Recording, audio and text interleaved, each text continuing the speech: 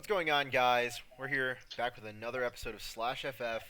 It's been a few weeks because, I'll be honest, NA has not been very interesting, and we've had a lot of league content coming out recently with all these various podcasts, so it's hard to not reiterate the same points, especially regarding the huge clump of teams, so we're not going to be covering all of that necessarily.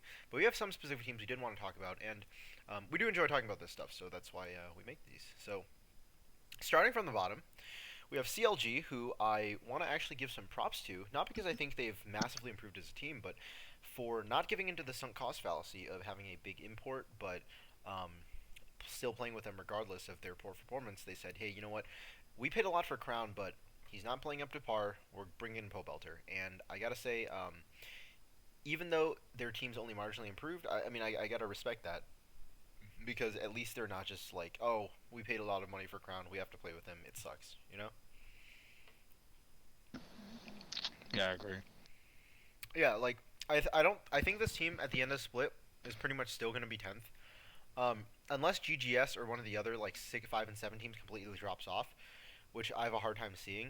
Um, I could see like in the next 3 weeks because in theory a team could like they could lose 6 games in a row, but because of the strength of the other teams is so low, it's in my opinion like pretty likely that they pick up at least 1 or 2 wins against teams of relative similar strength.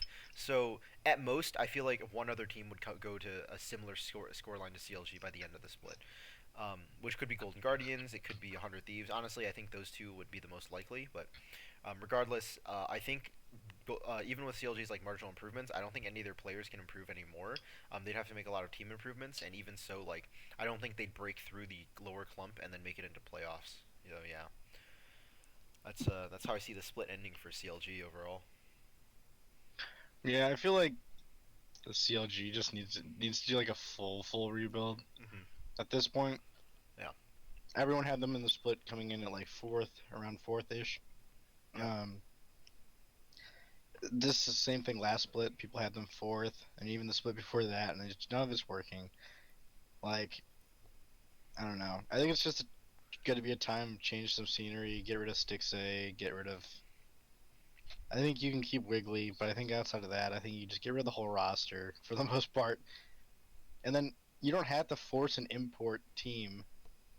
I don't know, maybe take a year. Like if they imagine if they just developed an entire team of NA players last year. I think the problem is like this concept is nice to hear, but then like you have Oh situations yeah, like it's really yeah. bad, but like because like there's not enough actual NA players. But I don't know. I just feel like they keep go out and like find. I don't. I think this is a conversation we have at the end, but I feel Yeah. like there needs to be a conversation about the league finding talent scouts Hmm. because not many teams even have talent scouts. A lot of people just use. I know LCK and LEC teams will like contact LS because he's freelance and stuff like that. But like, And apparently I, Chinese teams have like D teams that like contact like fucking 14-year-olds to go stream in China. yeah, I just feel like you need to have talent scouts because like there have probably been some players that we could have brought over to NA before EU got their hands on them, or vice versa, brought over I don't know some decent NA players before they were wasted talents and never played again. Yeah.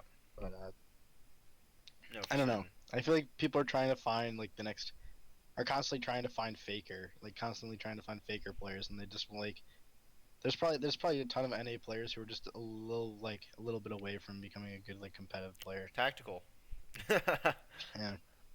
We'll get onto that later, but yeah, I mean, so that's kind of our thoughts on CLG at this point. And again, the big thing with CLG is just the discrepancy from where people thought they would be and where they ended up now. I think is just so interesting, and we're definitely gonna have to take a look at that and think about it in the future.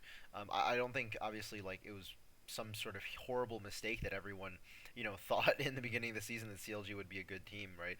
It's hard to say that when literally almost everyone felt at least they would be playoffs. Yeah, it's just something to be examined in the future. But moving on, I want to briefly take a stint on Dignitas. I don't find any of the 5 and 7 clump teams particularly interesting. We're pretty much not going to go over 100 Thieves, EG, and Golden Guardians. They're all very inconsistent in their own different ways. But I think Dig, the biggest thing I just want to pinpoint is that they need to fucking stop drafting Elise if they can't play it. Um, Grig's solo queue account is called Elise Player, and it must be like some sort of comfort pick for him because they keep picking it, even though he's not performing well in it. They keep sending him topside, and it ends up being a black hole of pressure. It's just a pressure vacuum that Huni uses as pressure resources, and they don't get anything out of it.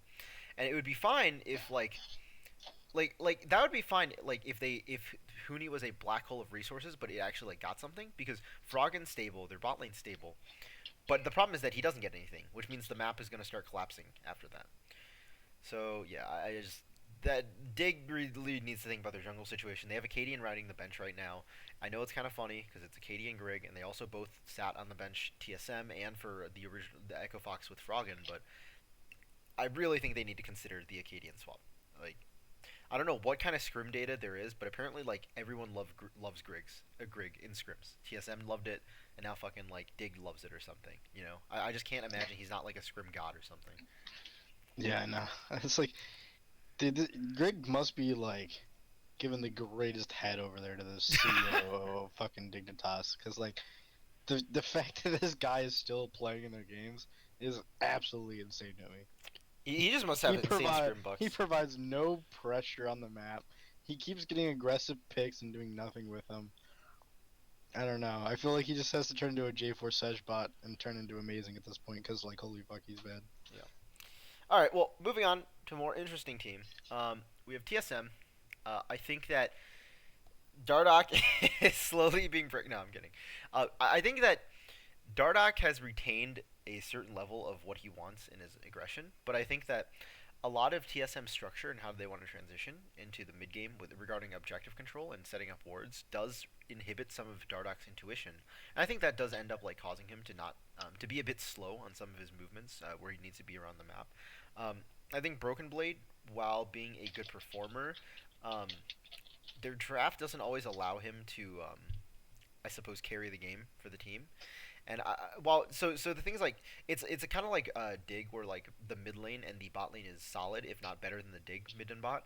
But the thing is like top and jungle is like what's getting them all these 2-0 weeks. But top and jungle also like sometimes due to the draft just kind of fall off and end up with 0-2 weeks as well for TSM.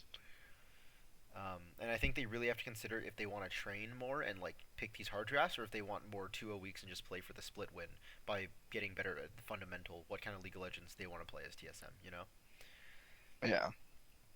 Alright. TSM is just weird. I think Jet made a really good point about it on his episode today. Mm. That if TSM wins the first game, then you know that they 2-0'd this week. But Yeah. if they lose the first one, they 0-2'd. That's Yeah. how it's been all year. But he It, also made a good point saying like the stories haven't changed for them at all in the past 2 years. Like if they win a game, it's because Broken Blade got some advantages top. They snowballed the game with some early and aggressive picks. Otherwise, they chose scaling late and they failed in the mid game and they lost. So like it just keeps coming back to being yep. these issues constantly. So we have the tactical team Liquid, insane, the 2-0 week with Team Liquid Tactical, and is he the reason? Is Double Lift the reason why TL was losing? I think it's the No. general point. The general point everyone's been making about this is basically the same as me. Is that Double Lift wasn't the reason they were losing per se, but having because Double Lift has stated multiple times the split that like Spring Split doesn't matter, Omega Lol, blah blah blah, and it just feels like Double Lift isn't putting in the effort. He's got less solo queue game accounts. I mean, Double Lift had less games played in solo queue than Broxa did in 1 week, the first week he got there. Yep. So Double is just not putting in the effort. People say he trolls in solo queue. He doesn't try that hard. People say his attitude's not that great. He's not trying too hard. And tactical is a Double guy Lift's looking Twitter for is a huge meme, dude. Double Lift's Twitter right now. Do you see his Twitter posts? yeah Where he's yeah. like, "I'm rising from the ground, and I will blow up." Oh my god, it's great. I love it. Like I honestly think that you leave tactical in next week and just try to light a fire under Double's ass. Because my god, he is not trying. He's not trying as hard, and it just seems like because tactical's looking for a shot. He's gonna put everything he can into it because he wants to show himself. Yeah. And maybe that's what you need right now because Jensen's trying his ass off. Jensen's been trying his ass off for the whole split. He looks like he wants to cry every Yeah, time these they two lose. games have made Team Liquid look like the second best team in North America right now. Hmm. Before they looked awful. They looked so clean. They had one death and 19 kills this week in the 2-0 without Doublelift. So I don't know. Maybe just taking Doublelift's voice out. Maybe like I don't know, cause maybe taking how Doublelift wants to play stuff out of the equation for a little Yeah, bit might open up some looks they're because uh they're more like Cloud they Nine. actually yeah, because they actually played around top Because they side have and they actually Jensen beat other Impact. players. They have Jensen Impact with a strong support player and aggressive jungler. It's like Cloud Nine with a low econ 80 carry. Yeah, like I don't know. Maybe I would try playing tactical another week, see what happens. So my thing is that I actually don't find this week for TL very interesting. I think I think it's interesting in the sense that we do see that they're still a good team overall, like the players are good, but I think it's not very interesting overall because like in theory, right, playing Brox has also been here now, like for more weeks, right? So they also have better jungle synergy. I think what's interesting is next week. I actually hope they bring back Double Lift rather, to see how he does. And based on the results of that, if they lose with Double Lift, then it becomes very interesting to me. Because if not, I think there's just a lot of factors going on. You know what I mean? Like with Brox getting here and them probably improving overall as a team, I think that might have contributed to it a lot. And obviously, since we don't have scrim data, that's why we have to kind of go off like what our assumptions are. But it's the fact that like if we can then control for the 80 carry as like the only variable, next week we put double lift back in and see what happens then, you know, because then we don't have to control for the fact that Broxa only had like a certain amount of time to practice with this team. But yeah, personally, I don't find this week too interesting. I also like agree with the whole like if people are saying tactical is better than double lift, that is very an overreaction. But I think it's completely fair to speculate that hey, maybe having a voice that's just like, oh, I'm playing with a lot of veterans. You know, I need to chill out, play my best. Like I'm gonna try super hard to just be consistent and not fuck up the game for them, and just listen to what other people have to say. That is a completely reasonable logic to approach that. Maybe that's why like tactical actually performs quite well in TL. All right, so I want to ignore Cloud9 and FlyQuest mostly because I don't like they're not that interesting to me right now. Um, Cloud9's OP. yeah, They're playing really well, same as the last 3 weeks. FlyQuest FlyQuest after a turned brief it stint, around yeah, after a brief a little stint, yeah, inter. They're playing well again. yeah. Santorin's playing really well. Powerfield's playing really well. The big thing with Robin's not insane. yeah, the big thing with Viper's FlyQuest, on I comfort just champs, so it's good. yeah, the big thing with FlyQuest is that I feel like it's more important for us to analyze them pre-playoffs as to like think about our what our perceptions were before the split and then coming into the split and how we can adjudicate like or how we can kind of come to terms with that. But like they're not too interesting to talk about like in mid-split. Now the time has come for Will's Immortals rant. Oh, we're done with all the teams. We're ready Yeah, to rant. yeah, we are now here. Alrighty, boys. This is your So, resident Immortals lover, the man who singed Rise at 12 a.m. coming or no 2 a.m. driving back from Denny's to the Immortals T-shirt. I love Immortals. Don't get me wrong, but the current how Not they my are currently Immortals. handling the Immortals roster right now is really frustrating to me. No one expected them to be good, right? Everyone expected them in ninth place or whatever. So they start off to they take advantage of some teams not getting some synergies together, and then they lose 4 straight. And then boom, panic mode. They freak out because their team's actually performing how it should be, and it's not as good. So they start freaking out, and instead of looking at the true problem, they scapegoat Altec. So I posted on Twitter talking about when they announced that Apollo's gonna be taking over for Altec. I just tweeted out that this is an Altec scapegoat because when they took all, this is just like what happened with Echo Fox. Altec before on Echo Fox. Yeah. Altec performs pretty well. Altec currently right now is in the top three, the top four for kill participation. He's in the top five for KDA. He was in the race for MVP. That split for Echo Fox too. That summer split. He Yeah, was in the race. yeah. His CS difference is really good at 10. Oh, it's not that good because he had the Cassiopeia game that fucked his numbers really hard. But he's constantly up in these scores. He's higher than Doublelift on a lot of these rankings. He's higher than Stixay. He's higher than Cody's son. A lot of these other guys, and they take him out for Apollo, which is really frustrating because how many times have we seen the Apollo Hakuho duo? How has it ever gotten anyone anywhere? No, it's gotten people to playoffs and then they lose in the first round. besides the time they beat TSM and then lost again. The Apollo Hagaho thing is just It's overrated. it's just really obnoxious. Like we know what we're getting out of it. Like I Yeah. like Apollo and all, but like they're using a Altec as a scapegoat to ignore the fact that they're not doing what CLG did, and I respect CLG for taking out their import and playing someone else. They won't address that Ica is clearly the problem with this team. Looking at some of Ica's stats, he's got the lowest kill participation of any mid laner this split. He's got the third lowest CS difference at 10. He's got the lowest XP difference. He's got the fourth highest deaths behind oh no, third highest deaths behind Jizuke and Niski. But like, oh my god. Oh no, never mind. He's higher than Niski. It's just behind Golden Glue and Ryoma, and Jizuke. So he's fourth, yeah. But anyways, he's performing really poorly, and they won't address this. They won't take him out and put in someone else because they're like, we went all in on the like Zabatine went all in on this play to get the French mid lane that he's friends with that no EU team wanted to take a shot at. And Ica seems like a nice guy. He's had a couple good games, but he is constantly seems like the issue. The meta right now seems a lot through mid jungle, and Ica's constantly never has prio, and he's constantly not involved in the game. How do you have the lowest like kill participation almost out of any player in the league from playing mid? What's his kill participation? What do you think his kill participation is from playing mid lane compared to everyone in the fucking league? I'm assuming it's like 20% right now.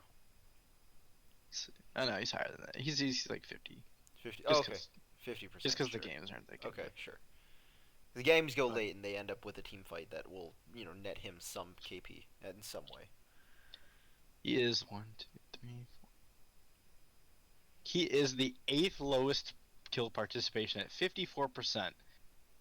The only people here he's behind, I mean, that are behind him are Apollo, who's played 2 games in the LCS, Kumo top laner, Someday top laner, Soaz top laner, Huni top laner, Lickers top laner, and then Keep trash.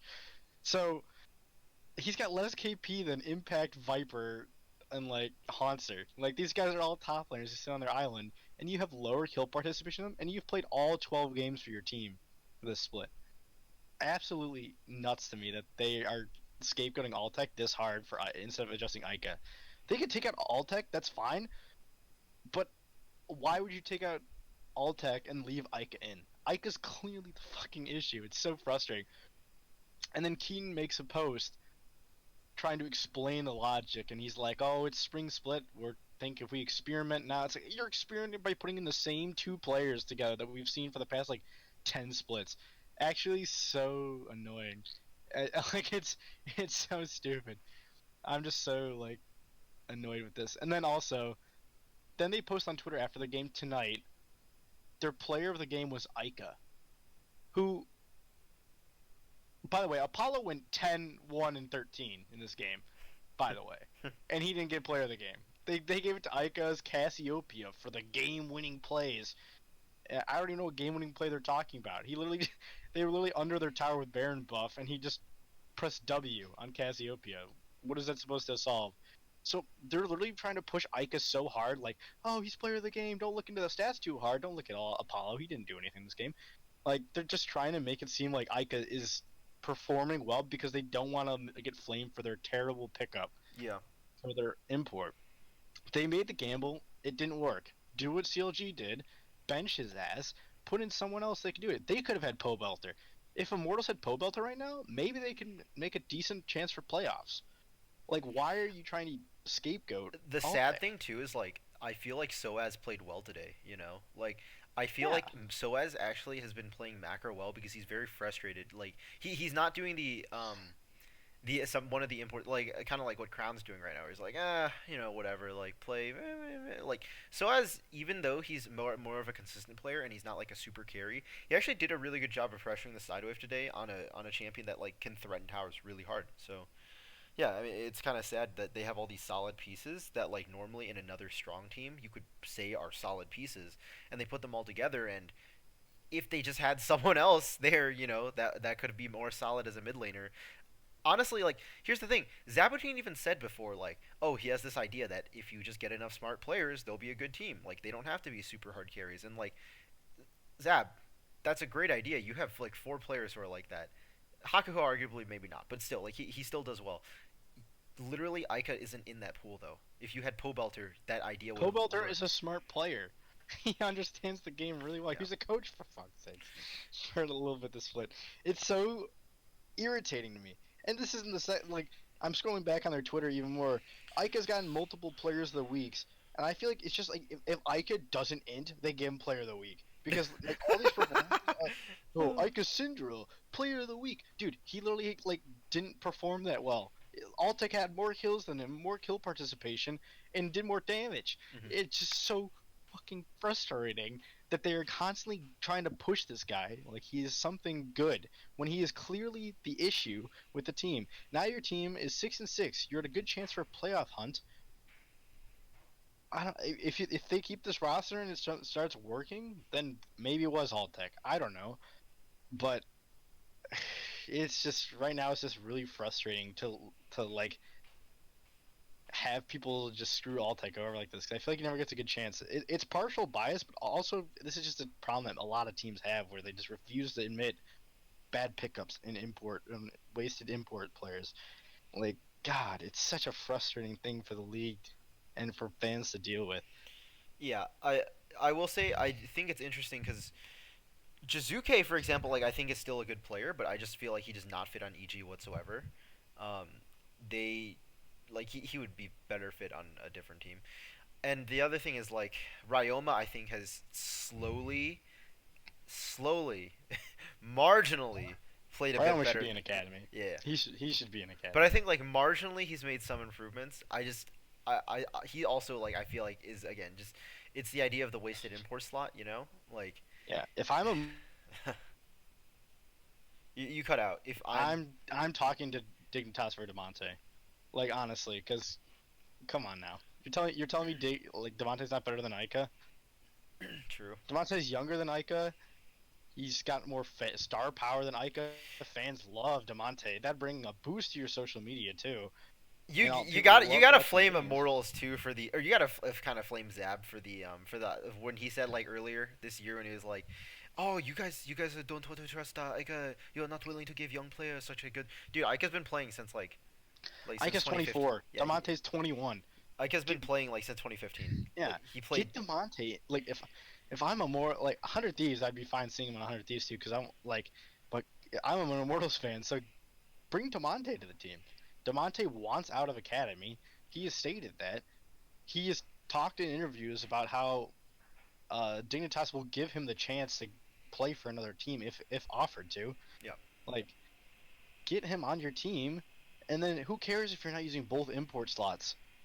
Just have Soaz, Smithy, Demonte, and then you can either have Apollo or Altec, and then Hakuho Mhm. or Yeah. whatever. And then in the off season, look for another import that actually would work. Yeah. If unless you want to keep like, I just don't, I don't understand this trying to constantly forward like this is just like this is some bullshit where Zabatine got one of his buddies a shot. He's like, "Oh, this guy's very smart," when actually this guy's just been sucking Zab's dick underneath the table, giving him happy handies constantly. I, I, He's like, I wonder how Soaz "Matt, feels about it Matt, put too. me on the Because I roster, feel put me like in on the the roster." beginning, Soaz must have been like, oh, a fellow French player, that would be very nice to play with LCS. But then, like, after watching, like, how Ike has played, Soaz cannot be happy about that. Come on. Like, Yeah, you because can so as his other mid laners help his asshole as he's getting dove on our tower, and Ike is just sitting there barely struggling to see out. I just. Ike looks like he has two left hands trying to play. Like he's so Oh. bad. I mean, It's like. so annoying. Dude, like literally so the game where like he gets solo killed by Niski is like I honestly don't think like it was that impressive that Niski solo killed Ica there like when it was like oh Pantheon like no Pantheon shits on Yasuo, okay, let's not pretend like Niski just destroyed him, but here's the thing. Here's what Ica had to do. He had to Xmithy was on his way. Ica had to sit back and be like he had to wait for Xmithy to come help him push in the wave. Instead, he went to push in the wave himself and then he died. Like he didn't communicate to his jungler what he needed there, and that's like a marquee of like being able to play as a team. Is like so if the guy can't play well solo and he can't communicate well with his team, I just don't know what he brings. You know what I mean? Like, what is he Yeah. bringing that's so good to Immortals that they need him? It's just so weird to me. Like, dude, bring take take Phoenix from the dig 80 carry role and bring him to your team. Oh my god, it's just funny to me. It's so funny. Yeah. Yeah.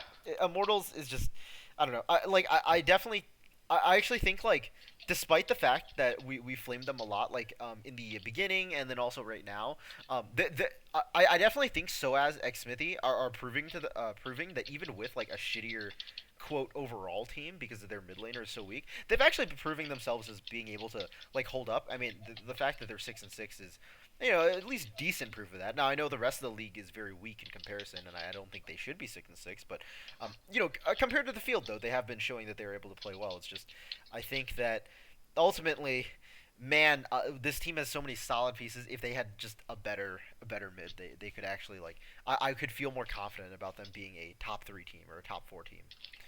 Or Yeah. It's so. just. Ugh. All That's right. all I really had to say. Yeah. But god damn, it's so frustrating.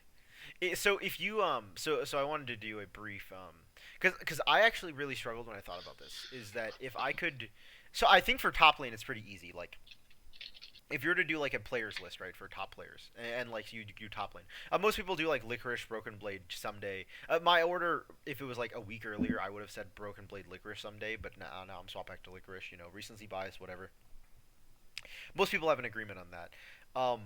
Where do you see jungle and mid for the top threes? Because I think closer has had a bit more of a fall off.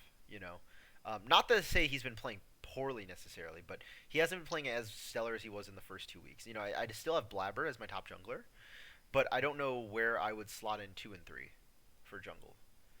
Yeah, I don't know if it's too early to say, but I would have Blabber after this past week. Broxa for me is really nuts. I don't know if he like I don't want to judge based off of like the small sample size of Broxa, but I don't know, just the impact he's had this weekend was it's kind of hard to argue with, but also like I can understand that. So if I had to replace him, I'd probably put Santorin up there. But then after that, like it's pretty tough. So I I'd think probably, Dardoch and closer are after that. yeah, I think I'd have Broxa. I mean, Blabber, probably Blabber's Santorin Broxa if we want to be fair off of like Off of the more scores. Yeah. more sample size because I feel like Santorin's actually had a huge impact. Yeah. And then mid, same thing basically. Like Niski, Niski Jensen, Power of Evil for me are probably my mids. Okay. I think Niski. I don't know if it's Niski because based on Niski's stats, he's actually not that good. Hmm. But I feel like he just makes a lot. He's willing to die to He's a make a big lot of roamer. plays. Yeah, like he's had some int games to split, but luckily their team's just so good, it doesn't matter. But Jensen, I think, has been just trying to hard 1v9 these past weeks on mid lane. He's constantly been up CS. He's been solo killing. He's been popping off. He's trying to carry. He does so much for the team. He's got really good stats to split. And then Power of Evil is actually just playing really well Hmm. for FlyQuest. He's constantly like, and I thought he was gonna have a hard time on FlyQuest because I thought it was gonna turn into the same thing with CLG, where it's Yeah. where we have to where he doesn't play like the power picks, and we have to force him onto this. We have But to force a luckily, it's weird not been play an issue. style. Yeah, luckily it hasn't been a problem for If him. meta And shifts, though, I could see that being an issue still. I think yeah, right now the if meta it is. swaps back Yeah. to Kali, Kiana, stuff like that. Yeah. But right now we're in like Oriana Yeah. and Mage territory, so like it's good for him. So I think support is the easiest one because you have like Vulcan, Ignar, and Core JJ pretty much. Like that's not the order I would say is necessarily, but like those would be like the top three. I don't think like you could really argue other supports make it in there. Keith, Yeah. McBree. 80 carry though. So everyone's gonna put Sven number one, but I think after that, it's kind of open to interpretation. Because I don't think Wild Turtle is necessarily insane. I think 80 carry is still in that kind of like gray zone of it really depends on how your team's doing. Like you Yeah, will look good Turtle if your right team is now. good. I feel like ADC right now is at the like because you're not playing Kai'Sa Xayah. You're not playing the outplay champions Yeah. Lucian. You're playing MF. affiliates, so it's hard to like rank ADCs besides this event. Yeah. Because honestly, if I had to rank ADCs, um, I think my second would actually be FBI. Just Ooh, spice. The spice. solely based off his performances the past couple weeks. He's had to play with It's Keith it's McBride. the opposite. It's the opposite of what it was. He has the highest. He's got the highest CS advantage of any ADC in the split right now, Yeah. with Keith as his support. So I think that shows something. I don't know. I just feel like the first couple weeks it was like Golden Glue and Haunter and Closer trying to carry the heavy bot lane. Yeah. Now But I Keith feel like has Golden Glue was slowly. hard inting, and now it's FBI and Closer, and then Haunter just being stable, trying to carry the heavy mid and support. But like, I don't know. But this is the same thing that happened with FBI last split. FBI dominated in lane, always had an advantage coming out of lane, but then doesn't really do much in team fights. So who knows? Yeah. Yeah, I agree. I mean, I think AD carry is one of those roles that like unless you knew it very well, you couldn't actually analyze it without being like either a player or someone who is very specifically into the micro of AD carry because of how it just looks on scale when your team is doing well. You can just run at people, and no Yeah, consequences. because like if I had to judge based off right now in the current meta without outplay champions, it literally just comes down to who is giving it, who's like has the CS advantage, who's shoving to make sure that they have priority for Dragon. Hmm. What are the plays like? There's not much you can really judge on. Like it's not really like Yeah. they're doing much on their own. Like I don't know. It's kind of lame to watch ADCs right now, but Hmm. No, it's I whatever. agree. All right. Well, I think that's pretty much all we have to talk about. I don't think NA is too interesting right now, and I like I can't promise the frequency of this because the thing is like we have a lot of league content right now, and I want to talk about NA, but the problem honestly the problem is that there's just when it gets this clumped, like there's just so little that I find interesting about GGS, EG, 100 100 Thieves. Like I I don't feel like reiterating everything else that like almost everyone else in the scene has said, right? Like I want to talk Yeah, about opinions that I find interesting, and even if the opinions I find interesting are reiterations, at least I find them interesting and worth talking about. The stuff that I would say about GGS, EG, and 100 Thieves just are not interesting at all.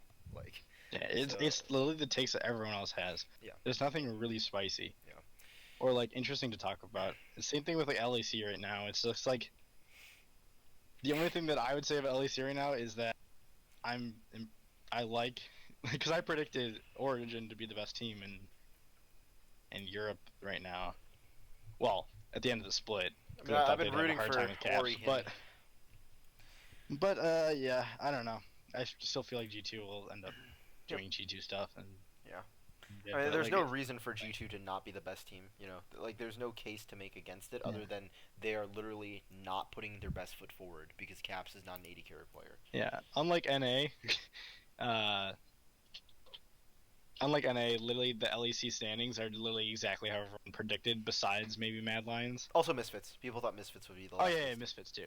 They are But the yeah. outside of that, it's G2, Fnatic, uh, Orahin. Origin, and then Rogue. Like everyone expected those guys, but then it was just a fight between like Schalke and Vitality. SK and Vitality. Vitality team looks like trash. Oh, Vitality. What? Anyways, yeah, Yeah. So, not much else to talk about. So, anyways, we'll be back whenever there's interesting shit and we are, yeah. willing to Probably be back discuss. when there's either interesting shit to talk about Honestly, I or feel come like up we're not about. going to be back until after week 9 because between now and then, it's hard for me to imagine because I'm looking at the games, right? And there's 3 more weeks left, and I just Yeah, can't the only imagine thing I would much. think is if we literally come up with something that's like about the state of league or Yeah. competitive league that we could talk about that isn't about the teams. Yeah. But I don't know. Right now, nothing's really changing, so Yep. we'll see you guys Yeah. when we In the see you. future. All right. This is going to be /FF signing out.